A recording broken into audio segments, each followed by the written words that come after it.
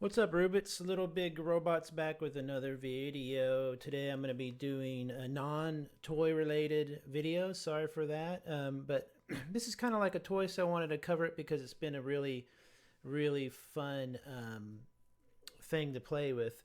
This is the Steam Deck from Valve, 64 gig version, and today I was just going to answer the main question about this device, other than how fun it is and stuff. If you want a more in-depth review, go. Just Google one. There's a billion of them. I've had this since the beginning of the year. When they first came out, I got it really quick because the 64 gig was the least valuable, I guess. Not so many people wanted them, but I knew that I was getting a lower amount of storage. So today I just wanted to answer how that works out if you're considering getting a Steam Deck, but you're wondering if the 64 gig would even work out for you or not. So let me give you my very particular situation and how I deal with it, and then you can be the judge of that. So essentially, I am a casual gamer. I used to cover games for a living on this channel. I did a lot of that. I used to write about games, but I covered mostly MMOs. So I played on a gaming PC. I never got the latest and greatest. I always had something that was pretty good, but I was always I used to play for hours and hours, like hours every day, like a job, because it was my job. And then I used to do that all throughout my 20s and 30s, maybe. Anyway, I'm quite old. But now, if you're like me, you're pretty casual about gaming, but you might find that you get into gaming all of a sudden. You might discover a game, or you might find an old game that you like and you want to play it for a few hours a night. This is, in my case, has been perfect for that sort of thing. It's did we have an error? Look at that. It's been absolutely perfect for that sort of thing, for just kind of casual play, but also for if I suddenly want to get hardcore into something, I can totally do that. I think I put her to sleep. Did I put her to sleep? Anyway, um, so here's how I do it, and here's how I enjoy this. With 64 gigs, you're not going to be downloading necessarily almost anything to the built-in storage on the Steam Deck. What you want to be using the built-in storage on the Steam Deck for the 64 gig only is for the installations of its operating system and the other stuff that it uses to allow PC games to run on this Linux-based machine. I'm not going to get into technical stuff because I don't want to explain all that. I don't even understand all that. So you leave the inboard storage for all that. After all my inboard storage, in my onboard storage, and the other files, which are shader caches and stuff like that, I have about 14 gigs out of 64 gigs left on this Steam Deck. It's not a huge amount, but I find that has not had any issues with, if you have like a PC or your iPhone or something, and it gets down to a certain amount of storage, it will restart, it will brick up, it will have all sorts of issues because it has to be able to download updates and stuff. So with this, I find that if I keep it around that amount, I don't install anything to the hard drive, and when I'm done with the game, I actually do uninstall it. I don't just leave it sitting there. That shader cache and stuff does go down, so it's manageable. And there are, of course, a million other ways for you to manage it using programs. There's just a billion ways you can do it. Look it up yourself. I'm not going to get into that either. This is just for people who want to pick this up and wonder if it's okay for them to buy only having 64 gigs. So what I do is I went out and I had one 64 gig expandable store SD card, which is in there now. You can literally pop them in and pop them out as long as you're not in the game or downloading the game or something or updating it. You can simply swap them out like game cartridges, right? I have one 64 gig card and two 256 gig cards. This actually might be a 256 sitting on here now, but anyway, I have those two 256 and one 64. The 64 gig card, what I did is I assigned it to just downloading and playing games under like 3-4 gigabytes, little indie games, maybe games like Bastion or Hades, little scrollers, little, stuff like that. Little tiny things that you can find on the Steam sales for literally like 99 cents, $2, brand new, maybe they're $14. Point and click type of games where you're doing like adventure style games that are just a flat basic kind of, graphical game. Stuff like that. If you look for those games that are under 3 and 4 gigs, even 5, 7 gigs, on a 64 gig SD card, you can put 10, 15 of those games. You take that 64 gig card, you keep its little storage. I don't have it with me. They come with the little storage box, and you put a label on it, call it Indies, for example. Then on my other 256 card, I pop that in there, and I use it only for MMOs, literal MMOs, Rift, Trove. What else was I had? I think I had The Witcher 3, which is not an MMO, but is a large game. So I'll put a lot of large open world style, big games that that you might want to sit down, and games that you want to sit down and play for a long time. Or if you have like a daily quest, and let's say like an MMO like Rift or something like that, you load it up on that. It looks fantastic. It runs fantastic. And you can do your little dailies from the couch while you're watching videos or the news with your wife in the morning or whatever, and be done. Or on your lunch break at work or whatever. So I have that 256 card. Then my last 256 card I got, I use it just for AAA large games. I think this might be the one I have. I have Grand Theft Auto on here, which is kind of an MMO as well, but it's just so fun to play on this. You know how the Grand Theft Auto is a really sticky game if you get into the story and stuff, but on this, it just makes you smile almost the whole time. It's just a hilarious game. No Man's Sky is probably my best game, the game I'm stuck to on the most. I was playing this probably 4 hours a day on No Man's Sky for a while when I got back into it. And then I put it down and haven't touched it for maybe a month or so. So if you're like me and you go into a game, you play it for a while, get obsessed with it, you keep notes, you want to assemble a base somewhere. Maybe you download just the update to check out the update, whatever. Then you go on to something else, or you just stop playing altogether. This is absolutely perfect for that kind of a lifestyle. So if you're semi-casual or casual, you're not a dummy to gaming. You can tweak games a little bit if you know how to get on if you get to the settings of the game and you know how to do all that. If you're okay with messing with the Steam menu on the side here, adjusting refresh rates, tweaking just basic stuff, you don't even have to do that. You can download in-game profiles that will do it for you. If you're not good with mapping out controllers like this, you can download a community controller layout like this. See, I'm just going over here now.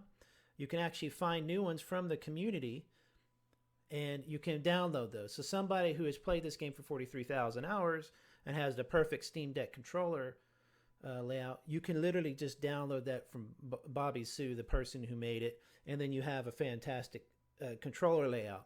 If you don't like it, you can tweak it.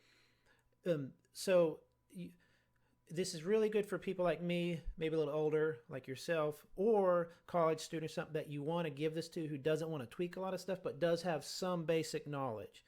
Now, we're not getting into the desktop mode, which is literally like a desktop computer. You can use this as your desktop computer using an adapter, using a dock. You can literally just plug this into your monitor, or what I do is I have an Anker multi-port adapter. I plug that in here, and I can plug in a monitor, direct Ethernet, Bluetooth keyboard and mouse, and it works amazing. It absolutely works amazing. Even my Bluetooth headphones, it works flawlessly. So you can do that stuff. You can get into those little Anker things for like $30. But minus that, I'm not going to get into all the tweaking in that way. If you know some basics of it, if you're not afraid to mess with some of the basic settings, then you'll be golden. Now, again, the 64 gig can get filled up with what they call the other storage, the flash. It's the shader cache and stuff like that. To put it simply, shader cache is just bits of the game that it wants to pre-download for you so that it graphically is ready to go, so that when you load, your game performs better that way. You want that to happen. Steam has been smart about how they do it, but it does take up and can take up a lot of space. as you install and uninstall games.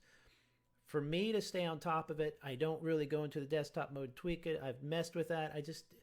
It's just, I'm not in the mood, you know. I got other things to do. So what I do is I just uninstall games when I'm done with them, and I only really try to install a game if it's really large, if I know that I'm going to play it probably for a while.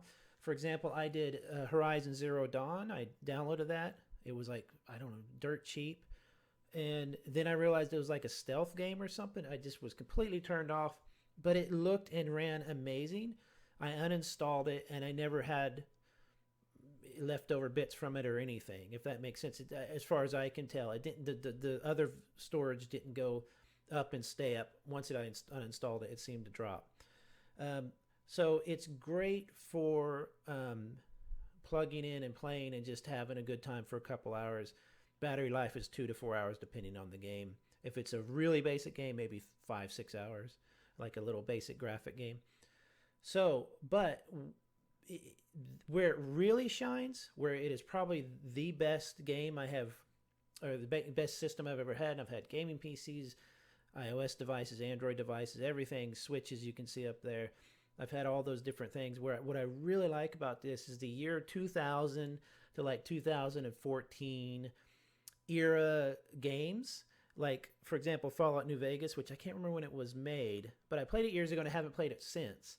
And my neighbor was like, have you played that? I love that game. And I was like, oh man, I gotta go get it. I got it on the Steam sale for $3. I hadn't bought it on this Steam account yet. And it runs so well and is so fun just to sit there and mess with it, because you have the pause option. When you're in combat, you can pause it and then tell it where to shoot. It animates it. It does all that fun stuff. This is so good for rediscovering or discovering for the first time older games, MMOs, whatever, that aren't 80 gigs. They might be 5 gigs to 15 gigs or 12 gigs or 8 gigs and still have this giant open world. They're just not so large because of all the graphical, the textures and all that stuff they have to download. So you can download them really quick. You put those on a card, and when you want to play an MMO, you pop this card out when the game's not running and everything or updating. You pop it out, you pop in the MMO one, and you can play whatever. So, for example, let's see if I can get this going here. Now, last time I did this, it actually crashed, or it didn't crash. It just it didn't load, and so this might illustrate the point. I want to run this so that I can show you. This one here. I don't know. I have Fallout New Vegas on, like the big AAA game one, but here I have the installed one. Let me go to my library real quick, and then go to installed. See, I have Grand Theft Auto, and then I have the large games, Dragon's Dogma, which is a fun game I played a lot on Switch, but I haven't played on here yet. Got that for like $3. Rise, Stray, No Man's Sky is, of course, one of my, let's press it there. One of my favorite games of all time, because it's so good on this little device. You can play it in VR mode, but I wouldn't recommend VR mode on the Steam Deck. I don't think it's going to be able to do it. But it has, let's see if it loads. Occasionally the Steam Deck will have an issue with just all of a sudden a game that you've been playing forever will suddenly not really load that well. I'm going to hope, okay, maybe this is good. Now it's working. I had to update it earlier and it crashed. So it must have just needed the update. But it will occasionally just not do something that is so basic and simple, and I don't know why. So let's see if I can get this to load here. I hate how in No Man's Sky you have to select a menu, you have to hold down the button and wait for the circle. It's so annoying.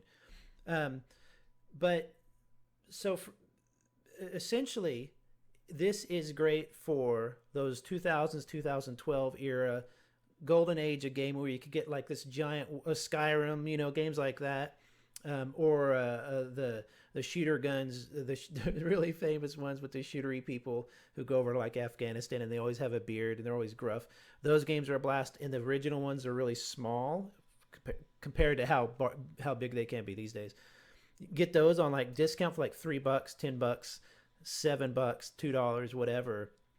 And then load them on a disc just made for that era of gaming, and you'll find yourself just rediscovering or discovering games. I never played a lot of AAA games back in the day because I was covering MMOs for so long.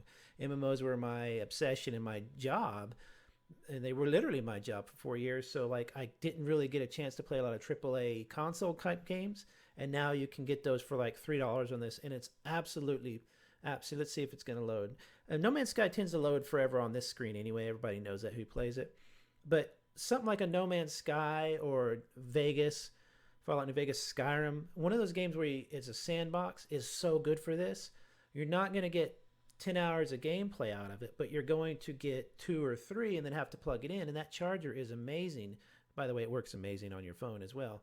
So you can find these let's see if I can show you. Let me get you a good shot here, because I found a really cool planet earlier. And you can turn the graphics up and you can get it going. You know, you can really make it look amazing if you want to. I tend to keep stuff on the 40 frames per second, 40 refresh rate to kind of, that's supposedly a little sweet spot for battery life. That you will hear the fan going a little bit. I don't know if you can hear that or not. And it will get hotter on certain games or whatever. I'm trying not to press all these buttons. But you can tweak all that really simply. What I have found is on a game that can be graphically not super intense, but for this little device pretty intense, like No Man's Sky, if you just turn it down to like medium settings or just use a community a recommended setting or something like that, you'll be fine. You'll be totally fine. But if you want to crank it up to 60 FPS on a lot of these, it will work absolutely flawlessly. So, but to answer the question, will 64 gigabytes be enough for you if you're wanting to have a Steam Deck and you're worried, you know, I don't want to spend $650, but 420 or whatever it is, I think that's pretty good, 450, whatever. I'd say it is if you already have some SD cards, or you can buy some. You can get them really cheap, get you at least a 256 gig, and just be conscious of what you're constantly installing and uninstalling, and watch that storage, the onboard storage, because it will fill up if you're not careful. I haven't had mine fill up, but just be aware as like you're loading games, you're preloading caches, and a lot of the those caches, and a lot of them will stick around. But what I have found is in most verified games, meaning that they've been verified as running well on the Steam Deck, the cache does disappear, or at least seems to lessen whenever you uninstall the game. So just be aware of what you're doing. 64 gigs is plenty if you're more casual. If you're wanting to do non-stop AAA titles that are 80 gigs a piece, get you a terabyte card, get you a 512 Steam Deck, spend $1,000 if you want, which is cool, but I wouldn't go that far if you don't see yourself sitting down for hours and hours and hours playing this. Most people who get this, I think, will play it a couple hours here and there a day, maybe a couple hours a week. Sitting in bed, you might do a daily or do a quest like this, or like I'm checking my little village here, you know. But when it works amazingly well. So last real tip I'd say about that is if you're going to get the 64 gig and you're wanting to buy your games, you get the Steam sale coming up, and you really want to buy some old games you never played, or you want to just download some that you have in your library from forever ago. Okay, so the last point I'd say is that if you're concerned about the space, but you're also concerned about getting games that you don't have to tweak with a lot, you're more casual on that stuff, when you go to the store, let me see if I can exit No Man's Sky real quick. Quit the desktop. Hold that down. Yes. When you go to the store, the first thing that it opens up on the Steam Deck is going to be a tab that's going to show verified or runs great on, pass all compatibility checks in each blah, blah, blah. So you're looking for that little green check, which essentially just says this game, like Elden Ring, everybody freaked out about Elden Ring running on this thing. It supposedly runs great and looks great. You're going to look for that green check, or the step below that, which is playable. There's verified green check, and then there's playable, which is not a green check, but you might need to tweak a few little settings, or maybe it uses the in-game keyboard. You have to input something, whatever.